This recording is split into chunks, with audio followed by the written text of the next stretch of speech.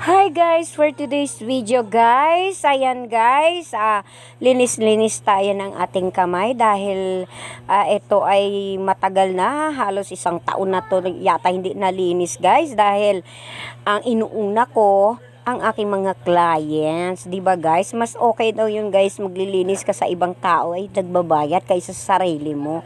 Ganun ba daw 'yun?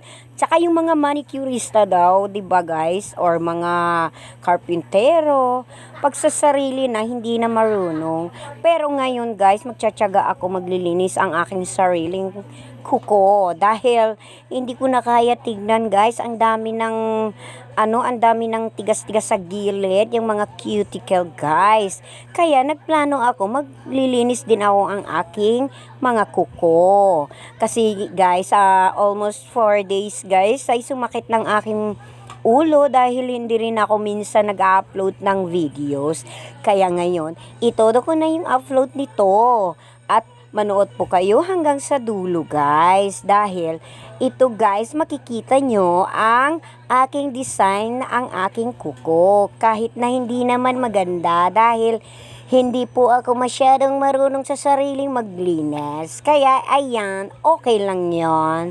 Kasi linis-linisan lang to guys. Kaya mahirap talaga maglinis sa sarili mong kuko.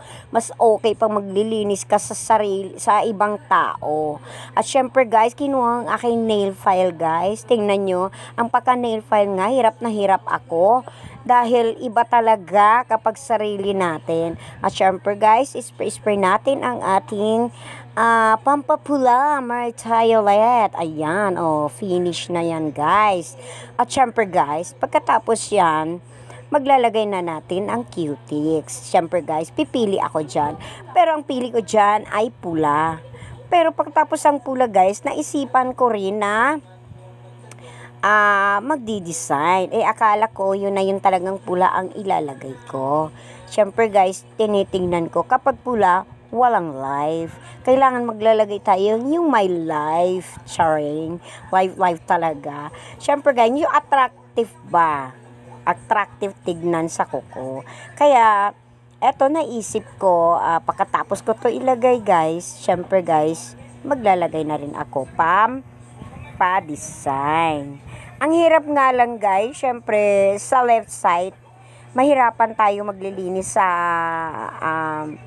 left natin. Kasi nga hindi nga sanay. Kailangan yung right nagiging perfect siya. Pero kapag left na, naku guys, sasaan mo kalat-kalat talaga ang aking linis. Pero okay lang yan guys, sarili ko lang naman yan. At syempre guys, gandahin natin kapag sa ating customer na.